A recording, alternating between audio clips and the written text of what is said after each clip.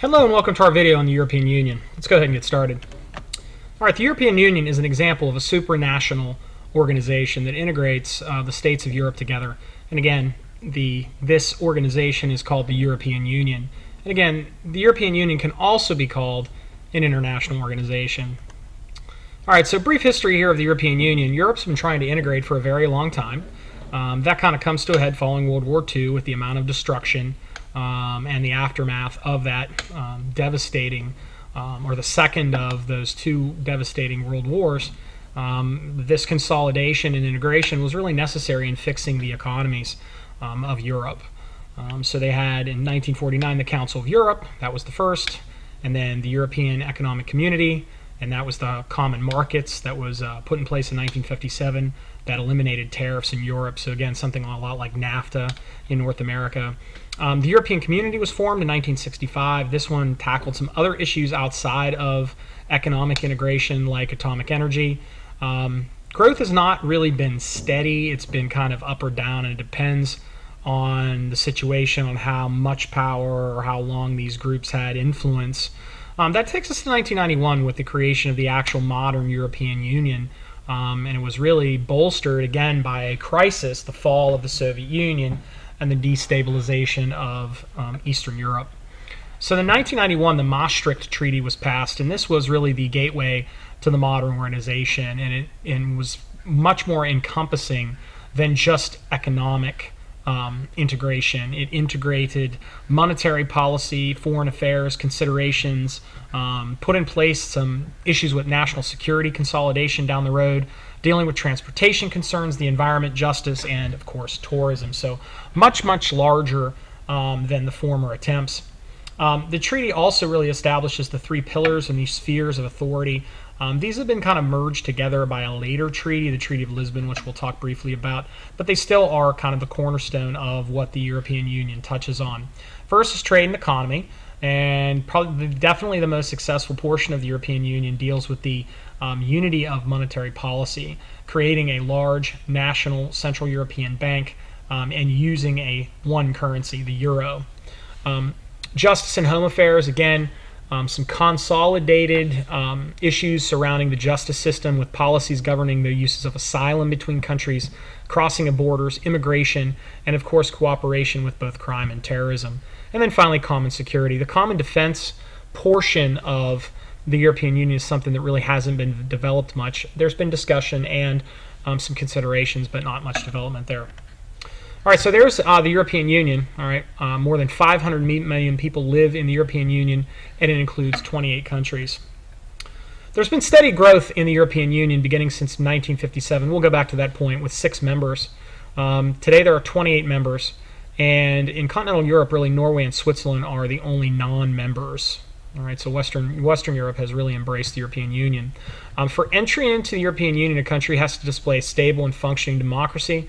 They have to have a market-based or market-oriented economy, and they have to be willing to take on or accept all of the European Union's regulations. So again, there's a question of sovereignty that will continue to come up because European Union law supersedes national laws. And again, think about that in terms of Britain and its kind of relationship with the European Union in, but not all the way in.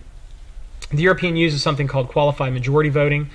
There is no need for unanimity in order to reach a decision or conclusion. So the member states are bound together. They don't have to have an absolute unanimous vote to make changes to laws. Enlargement fatigue is the concept where the European Union has kind of reached its max size.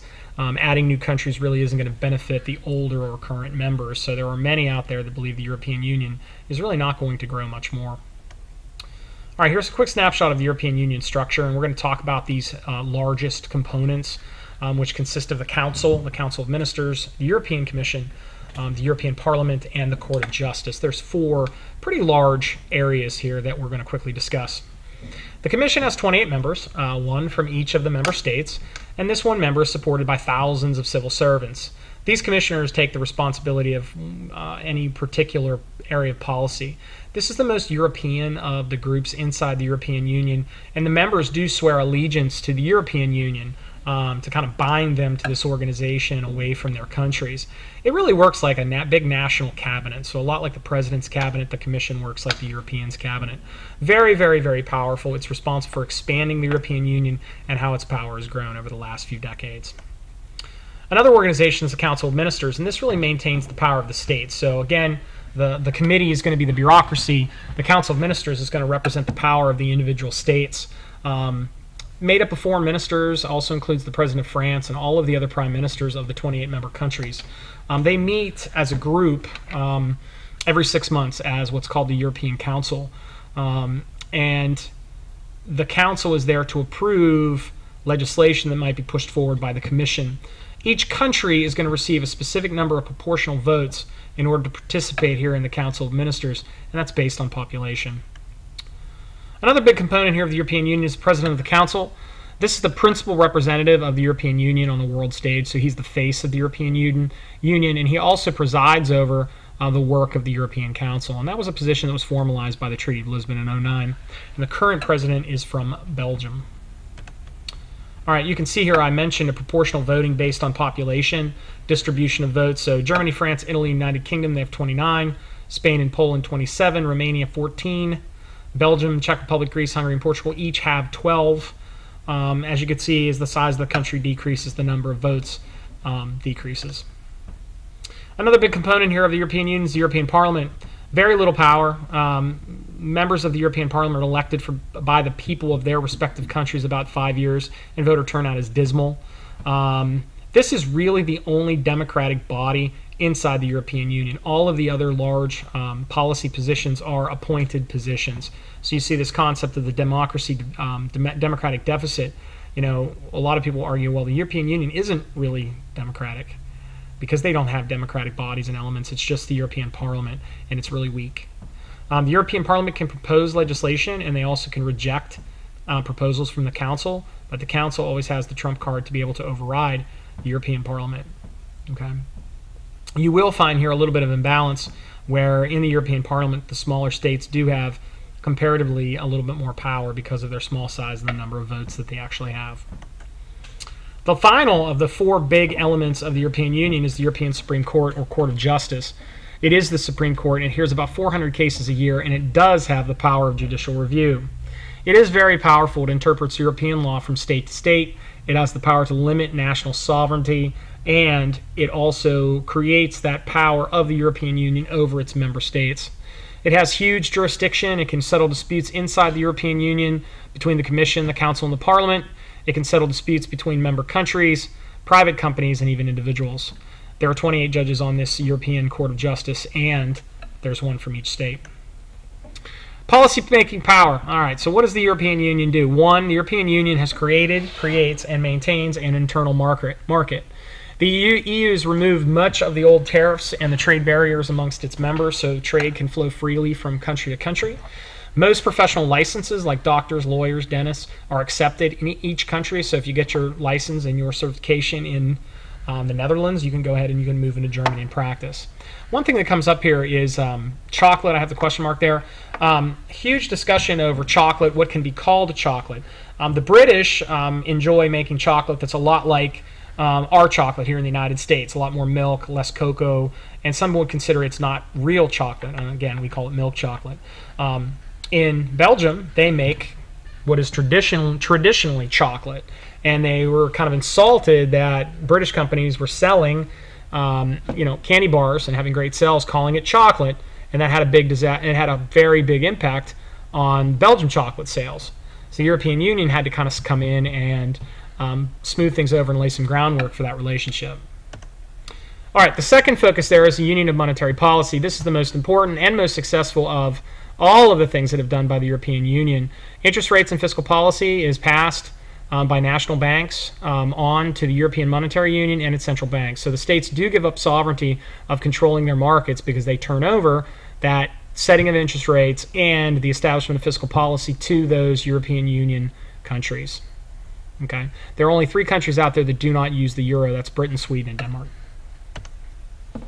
The monetary policy has had a really good impact here, some pluses and positives and negatives. The big, huge impact is that European Union in its combined economics is one of the biggest players in the world to compete with the United States, China, and Japan. States really have given away a ton of sovereignty and economic options by going into this union. States also have far less control over what is made and what is sold within their borders. All right. The cool thing is if you're a consumer, there is now access all across Europe for a countless number of items that were once very difficult to get. Third focus is Common Agricultural Party. This is the one that has been the least successful. This is kind of a black eye with the European Union. 44% of the European Union's budget does go to this policy. The policy's out there. They're supposed to be modernizing farms, using farm subsidies to try to pump up farmers and price support. Very expensive, very limited results. And again, this is one of those things that hasn't gone very well for the European Union. All right, the fourth focus is Common Defense, and this is the one that has the least work done. There's some groundwork laid out for future policies on dealing with crises, managing crises. The goal is for the European Union to be able to mobilize 60,000 troops within 60 days and operate for at least 1 year. And the types of missions that the European Union is going to take on: humanitarian rescue and peacekeeping. Here are some of the treaties that lay the foundation for the current European Union. You'll notice there it starts in 1952, and you have a little bit of time goes by, different treaties, different editions, and then finally the 2009 Treaty of Lisbon creates the European Union as it is today. And here are some of the changes. It helped the European Union become more efficient, more democratic, more transparent, more united, and also more secure. You can check those out. Where's the UN in terms of the rest of the world in comparison? You'll see the European Union, in terms of wealth per person, is right up there with Japan, greater than Russia, greater than China, and gross domestic product is also pretty equal. As you can see here, the European Union, when compared even to the United States in terms of gross domestic product, is very, very competitive with the other countries in the world and even rivals the United States. All right, GDP, real quick here in terms of the spread of wealth across the European Union. You'll notice a big disparity here with Luxembourg, but you will see GDP across all of those countries, all the way down to Bulgaria. So there definitely is a span, and the average there is somewhere right around 100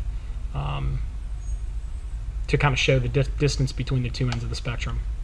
All right, some challenge to the European Union. The European Union definitely imposes a debt ceiling on its member nations, so it's become much more involved in the economies of the member nations over the last few years, beginning in 2008, especially when Greece kind of went off the rails after the big economic downturn in 2008.